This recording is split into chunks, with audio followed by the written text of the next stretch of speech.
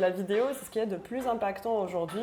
C'est un contenu qui est très facile à consommer, facile à retenir et puis qui ramène beaucoup de visibilité. Donc, c'est ce qui fonctionne le mieux aujourd'hui. Et nous, notre apport, c'est de pouvoir aider les entreprises à faire passer leur message à leur cible d'une manière la plus impactante possible. Ok, bienvenue sur Yeso et IT Women Network. Ici, on donne la parole aux femmes de la tech, on rend visible les rôles modèles et on parle sans détour de mixité, de leadership et de pouvoir. Chaque semaine, je partage des parcours, des chiffres et des prises de position pour inspirer, comprendre et surtout accélérer la mixité dans la tech. Coucou la joyeuse bande, je démarre avec Yeso et son réseau IT Woman, le mécénat financier de compétences et le sponsoring. Et on démarre aujourd'hui avec notre premier soutien qui est la société Innoven. Et je suis avec le CEO de la société. Peux-tu me parler de ton parcours, Inès? Soutenir les actions de Yeso, c'est aussi liker et s'abonner sur cette chaîne dès maintenant. Et très bien, je suis ravie d'être là aujourd'hui. Moi, j'ai commencé mon parcours avec une école de commerce. J'ai fait un master en méthode quantitative et ensuite j'ai travaillé dans un institut d'études de marché. Et c'est que 7 ans après où j'ai découvert ma passion pour tout ce qui est visuel. Donc il y avait la vidéo et la photo. Et c'est à ce moment-là où j'ai décidé de franchir le pas et de faire une reconversion pour me concentrer sur ma passion et pouvoir en vivre. Ouais, t'as sauté le pas quoi. C'est ça. C'était un peu long, mais j'ai fini par... j'avais aussi l'opportunité de pouvoir le faire. Et donc, à ce moment-là, j'ai décidé de prendre 2 ans pour tenter l'aventure et voir si ça peut fonctionner ou pas. Et je me suis dit, à la fin des 2 années, je déciderai si je me reconvertis ou si je reprends mon activité où il y avait du boulot sur le marché, etc. Ouais. Et comme vous le savez, dans la tech aujourd'hui, il y a une minorité de femmes, la mixité, c'est pas encore ça. Et aujourd'hui, si on veut changer cette situation-là, il va falloir miser sur la reconversion. Et je sais qu'il y a plusieurs femmes qui aimeraient rejoindre la tech, mais qui hésitent encore. Quel conseil tu peux donner aux personnes, aux femmes qui veulent se reconvertir, changer de métier? On sait que c'est compliqué. Quel conseil tu peux leur donner? Alors, je peux déjà parler de mon cas. Oui. Moi, ma reconversion, elle était aussi simple. Je ne me suis pas trop pris la tête. En gros, c'est déjà une passion. Donc, j'ai cherché pas mal d'informations toute seule, sans faire une vraie formation, sans m'inscrire à une vraie formation. J'ai beaucoup cherché d'informations sur YouTube, sur des tutos et surtout avec la pratique. Donc, c'est un métier. C'est ça. Moi, c'est un métier technique et de pratique. Déjà, il y a la passion de vouloir faire et après de s'intéresser, de demander, de se former et de pratiquer. C'est surtout la pratique qui m'a aidée à sauter le pas. Donc, j'ai commencé petit à petit, j'ai fait plein de tests et puis petit à petit, j'ai appris plein de trucs et j'ai aussi discuté avec pas mal de gens qui travaillent dans ce domaine-là. Et petit à petit, ça m'a rassurée et j'ai pu franchir le pas. Et c'est ce qui marche aussi pour la tech parce que quelque part, on est toutes les deux techniques de domaines différents. Et je pense que c'est effectivement le conseil qu'il faut donner. Il faut, quand tu veux aller en reconversion, s'intéresser sur le métier, aller apprendre toi-même, aller interviewer, enfin poser des questions aux gens qui travaillent dans ce domaine-là pour avoir les tips, les conseils et tout ça. Et je te remercie pour ça. Maintenant, revenons à Innoven, c'est parce que tu es une vraie rôle modèle que je suis et tout ça. Tu es la fondatrice de cette société-là. Et parle-moi de qu'est-ce que vous faites chez Innoven. Alors c'est très simple, chez Innoven, Innoven c'est une agence de production audiovisuelle. C'est-à-dire qu'on crée des vidéos. Donc on crée des vidéos, il y a plusieurs étapes. Il y a l'écriture, on va identifier un besoin, on va écrire un script, aller tourner et puis faire un montage. On fait aussi du motion design, donc c'est plus les illustrations animées. Et on travaille en accompagnement avec nos clients. Ça veut dire qu'on travaille beaucoup pour des clients sur le long terme. Aujourd'hui, la vidéo, c'est ce qui est le plus facile à consommer. Et nous, notre apport, c'est de pouvoir aider les entreprises à faire passer leur message à leur cible d'une manière la plus impactante possible. Ok, donc c'est souvent des formats courts ou c'est Quand je vois par exemple, j'étais dans un grand groupe avant, je voyais par exemple des vidéos qui passaient quand tu arrives à l'accueil, des vidéos qui tournent. Bah, c'est ce type de messages, de vidéos aussi que vous faites, des vidéos en interne ou c'est juste les stories? Alors, ça peut être des vidéos explicatives. On utilise beaucoup de motion design par exemple pour expliquer un concept ou expliquer comment ça marche, un produit, un service. Il y a aussi tout ce qui est événements, donc les vidéos d'événementiel, ce qu'on appelle des after-movies, ce genre de choses. Voilà, c'est très variable. Il y a les vidéos corporate, ça peut être des vidéos aussi. Il y a plusieurs types en fait, surtout avec l'arrivée des réseaux, il y a différents formats qui sortent. C'est ça, ouais. D'accord, très bien. Comme tu le sais, l'association YESO œuvre pour l'équité femmes-hommes dans la tech. Nous œuvrons de la maternelle au monde du travail avec un réseau de rôle modèles. Aujourd'hui, pourquoi Innoven soutient YESO? Alors, tout simplement parce qu'on a les mêmes problématiques. En fait, moi, je suis dans la vidéo et dans la vidéo, c'est un métier technique. Et qui dit technique dit majoritairement masculin. Donc, c'est tout ce que tu racontes, tout ce que tu partages, moi, je l'ai déjà vécu, je l'ai senti. Et voilà, donc ça me parle, tout simplement. Et c'est pour ça que ça m'a touchée et je voulais aussi apporter ma petite expérience, ce que j'ai vécu. Et j'ai trouvé qu'il y avait vraiment un lien entre ce que YESO raconte et ce que j'avais vécu, surtout au début, quand j'ai démarré dans ce métier-là. J'ai vu sur votre site, en fait, que Innoven, au-delà de ce que tu as raconté sur l'audiovisuel, vous faites aussi du numérique. D'ailleurs, c'est ce qui m'a intéressé le plus au départ quand j'ai contacté Innoven.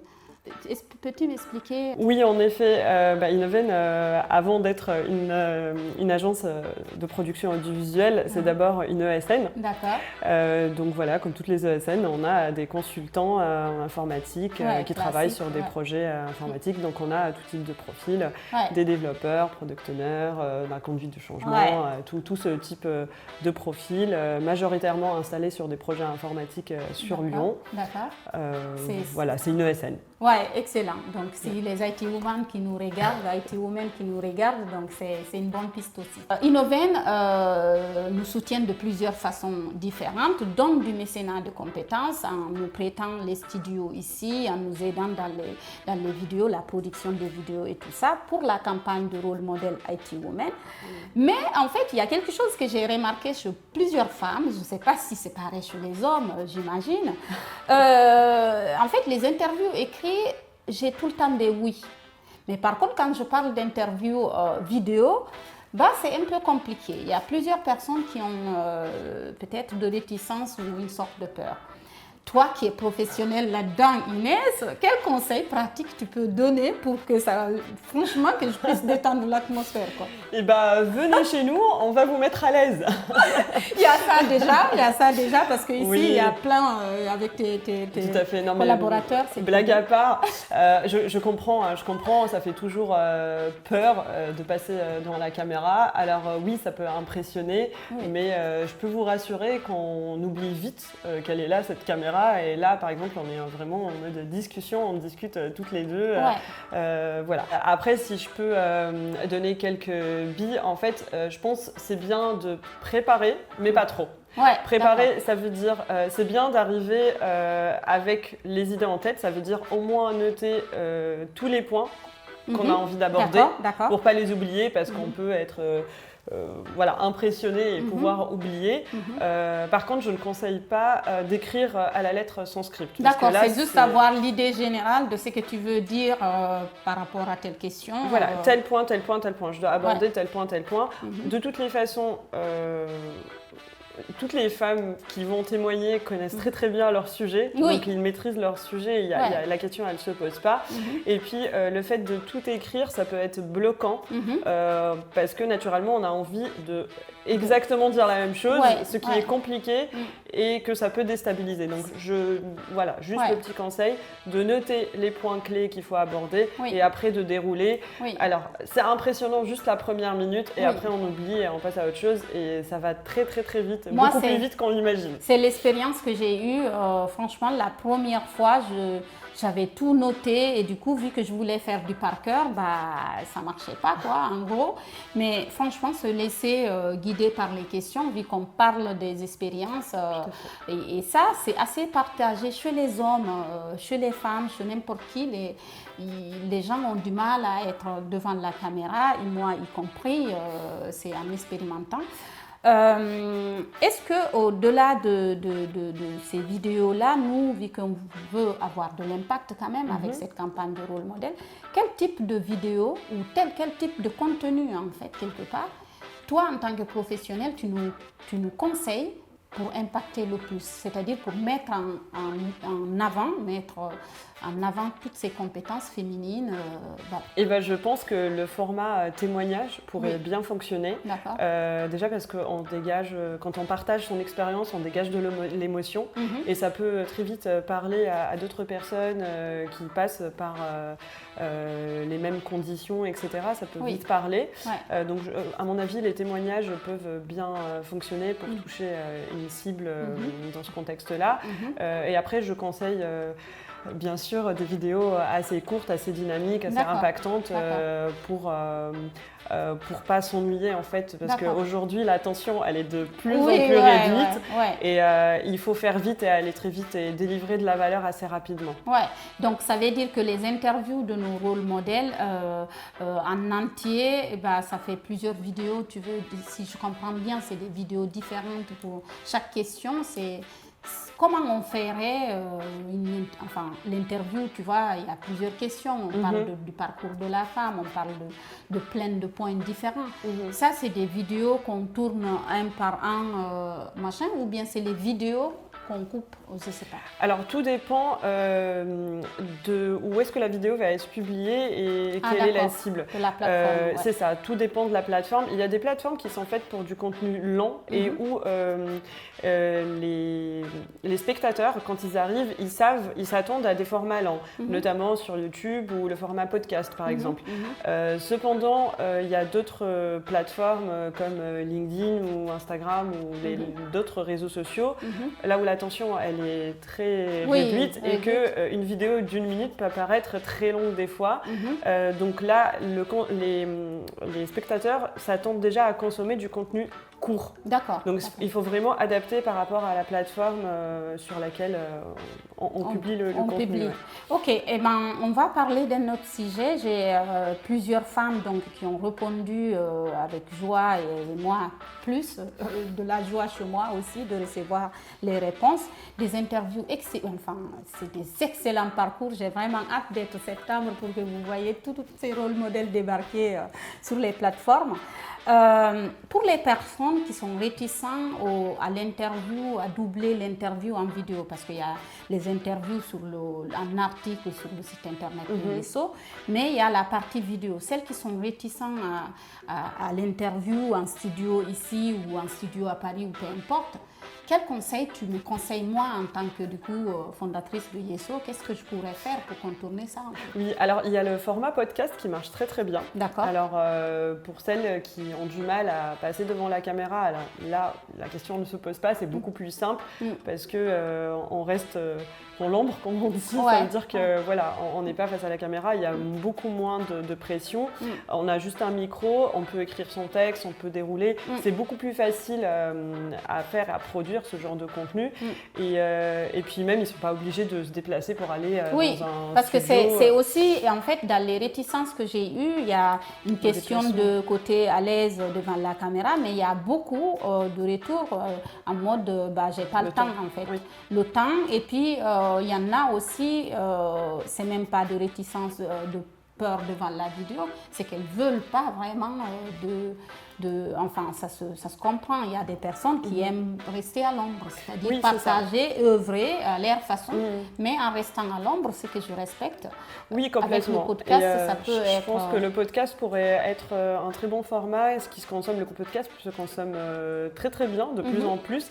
Il est très facile à consommer parce qu'on peut l'écouter en faisant autre chose, du sport, son ménage, conduire. C'est très facile à consommer. Et puis, on peut mettre du contenu contenu long aussi. D'accord. C'est super. Après, c'est bien le podcast, il faut juste faire attention. On peut le faire chez soi, etc. Mais il faut toujours faire attention à la qualité de son quand même. D'ailleurs, qui est quand même importante et qui fait la différence entre... Enfin, il y a des podcasts, s'ils sont mal enregistrés ou que les conditions ne sont pas optimales, ça ne donne pas spécialement envie d'écouter le podcast et c'est dommage. Yeso a tout intérêt d'avoir des formats vidéo pour accélérer la féminisation des équipes tech. Parce qu'avec des profils féminins, des expertes, en plus il y en a plein d'expertes, en format vidéo, ça aura plus d'impact. Et aujourd'hui, est-ce que tu peux donner une raison de pourquoi tu as de plus en plus de sociétés qui demandent de la vidéo, en fait, qui demandent de contenu vidéo? Et tout simplement parce que la vidéo, c'est ce qu'il y a de plus impactant aujourd'hui. C'est un contenu qui est très facile à consommer, facile à retenir, et puis qui ramène beaucoup de visibilité. Donc, c'est ce qui fonctionne le mieux aujourd'hui. Ouais, moi je trouve que tu as dit quelque chose là, un mot que je veux revenir dessus, c'est que tu as dit c'est le contenu le plus facile à retenir. En fait, on retient très vite. Et ça, pour moi, c'est important parce qu'aujourd'hui, si on veut déconstruire les préjugés, si on veut montrer aussi que la tech, c'est fait pour les femmes, avec cette campagne de rôle modèle, avec ces femmes qui vont prendre la parole, on va retenir qu'il y a des femmes dans la tech, elles cartonnent, elles sont performantes et elles ont leur place là-dedans. Donc, c'est ça l'objectif aussi quelque part de la campagne et je suis ravie d'être aux côtés d'Innoven, d'avoir des interviews de qualité à vos côtés et puis voilà, et puis être accompagnée parce que moi-même qui parle là, je ne suis pas forcément à l'aise devant la caméra, mais aujourd'hui, le résultat, c'est tout. Oui, mais c'est tout un coaching derrière avec tes équipes pour qu'on en arrive à ce résultat-là. Donc, je vous remercie, vous qui nous avez suivis. Je remercie Innoven. Encore merci à toute la société, à tous tes collaborateurs et à tes associés pour nous avoir soutenus et je suis ravie d'ouvrir le mécénat avec vous et surtout je souhaite à toutes les femmes qui sont dans la tech de performer, de continuer de performer et de continuer de parler d'elles, de parler de leur expérience afin que les choses changent. Au revoir la joyeuse bande, je vous remercie et Inès et moi, vous allez nous voir peut-être très souvent et voilà, donc on est là pour amener de la joie de vivre partout où on passe et je suis ravie. Merci. Merci à toi. Merci, salut. Si cet épisode vous a plu, partagez-le, abonnez-vous et surtout rejoignez l'association Yeso. Toutes les infos en description.